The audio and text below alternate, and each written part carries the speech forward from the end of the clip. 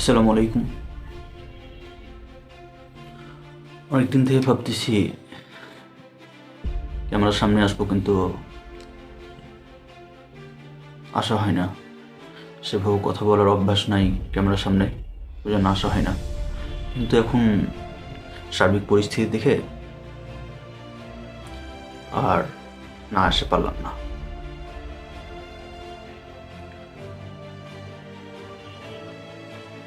বর্তমানে একটা জিনিস লক্ষ্য করা যাচ্ছে, এই যে 2 দিন আগে, তার কয়েকদিন আগে একটা ভিডিও প্রকাশ করছিল সাংবাদিক ইলিয়াস হোসেন, আবার 2 দিন আগে করছে আর একটা, যার ফলে আমাদের দেশের কিছু সোশ্যাল অ্যাক্টিভিটিস এবং রাজনীতিবিদ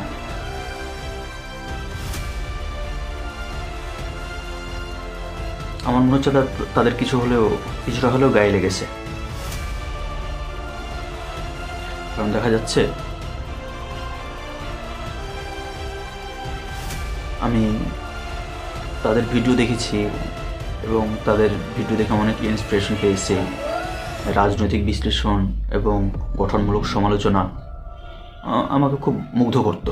তাদের মধ্যে একজন হলো ডক্টর জাহিদুর রহমান, সিনিয়র সাংবাদিক মাসুদ কামাল।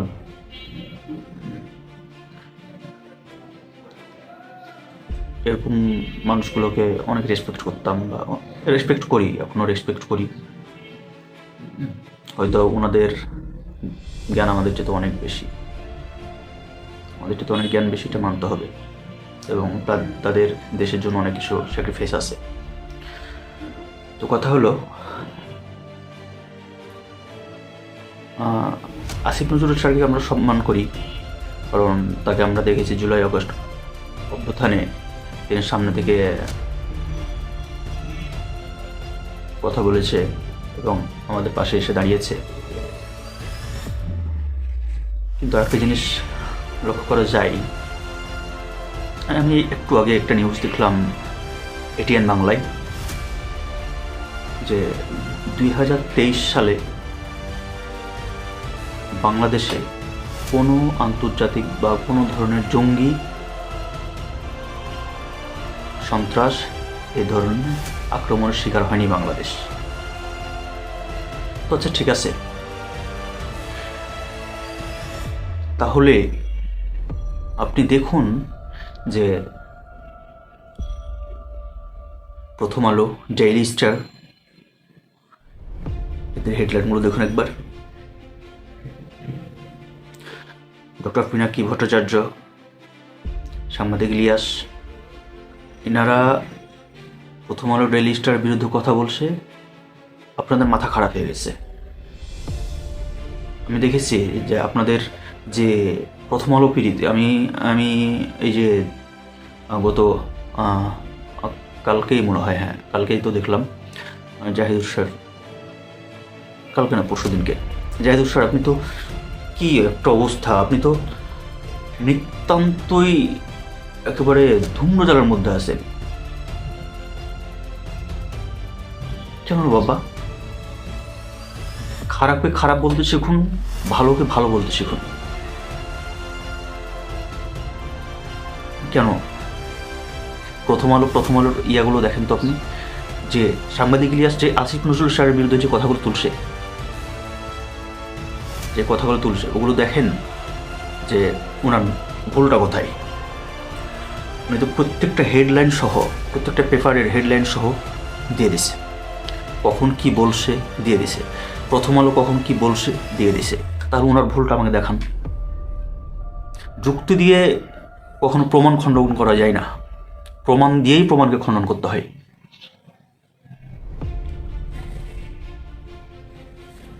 আপনার যদি প্রমাণ থাকে প্রমাণ দিন, জানবো সাংবাদিক ইলিয়াস বানিয়ে বলতেছে, দেশের মানুষ ক্লিয়ার হয়ে যাবে সাংবাদিক ইলিয়াস সম্পর্কে, পিনাকি ভট্টাচার্য সম্পর্কে। ভাববো আমরা যুব সমাজ অন্ধত্বর মধ্যে আছি, ঠিক আছে মেনে নিলাম, কিন্তু আপনি কোনো প্রমাণ দিবেন না, প্রমাণ ছাড়াই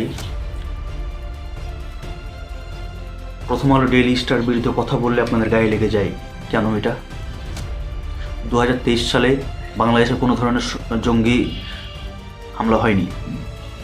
এটা বর্তমান যুক্তরাষ্ট্রের যে আন্তর্জাতিক যে টেরোরিজম প্রকাশ করে তাদের বক্তব্য। যতগুলো হয়েছে শুধু রাজনৈতিক কারণে বিরোধী মতাবলম্বীদের সন্ত্রাসী বানানো হয়েছে। এটা কথিত স্বৈরাচারের একটা হাতিয়ার ছিল। আর যেটার মূল দায়িত্ব ছিল সেটা হলো প্রথম আলো।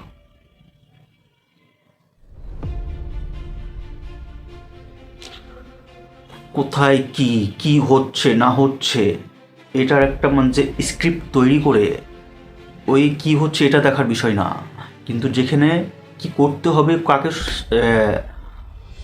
সন্ত্রাসী বানাতে হবে, কাকে কি করতে হবে, এগুলো তৈরি করেছে প্রথম আলোর স্ক্রিপ্ট রাইটাররা। আর যার অন্ধত্ব একটা ধূম্রজালের মধ্যে আপনারা হাবুডুবু খাচ্ছেন আমার মনে হচ্ছে। আর কি মনে হচ্ছে জানি না, এটা আমার পার্সোনাল অপিনিয়ন।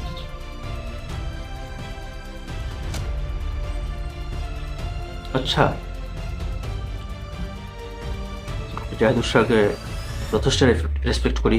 মাসুদ কামাল যে গঠনমূলক সমালোচনাগুলো করে মানে একেবারেই ভালো লাগার মতোই, যা একটা দেশের বুদ্ধিজীবীদের থাকা উচিত সেটা আছে, এটা মানি। কিন্তু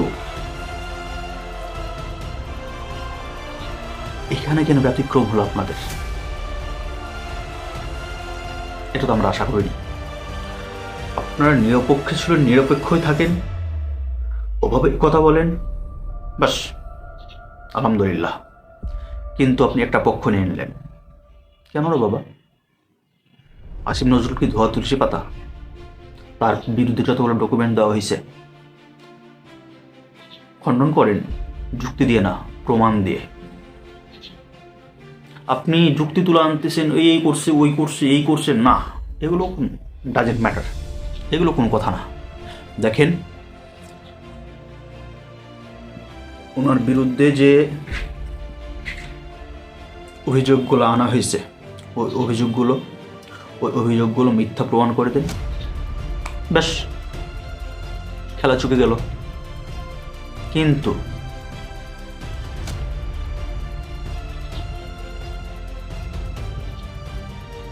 অভিযোগ খণ্ডন করতে গিয়ে শুধু যুক্তি তুলে ধরে দিলেন না, এটা হবে না, এটা জনগণ মানবে না।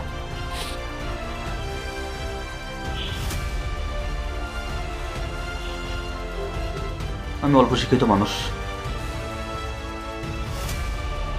সেভাবে কখনো কথা বলাও হয় নাই, আমার ভুল ত্রুটি হতেও পারে। তাই আমার যদি ভুল ত্রুটি হয়ে থাকে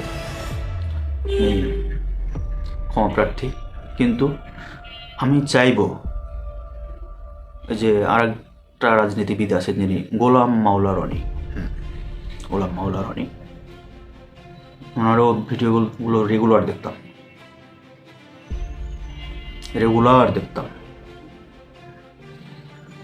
বিশেষ করে যারা রাজনৈতিক বিশ্লেষণ করে এবং গঠনমূলক সমালোচনা করে এদের ভিডিওগুলো আমি প্রায় দেখি। যতগুলো আছে প্রায় দেখি, সবার দেখি। কিন্তু এখন কেন জানি মনে হচ্ছে আপনাদের ভিডিও দেখে শান্তি পাচ্ছি না। কারণ এটাই, আপনারা একটা পক্ষের দিকে রায় দিচ্ছেন, এটা কাম্য নয়। হ্যাঁ, নিরপেক্ষ থেকে আপনি রায় দেন, কথা বলুন, সমস্যা নেই, কিন্তু একটা পক্ষ নিয়ে কখনো কথা বলবেন না, এটা আশা করি। আসসালামু আলাইকুম।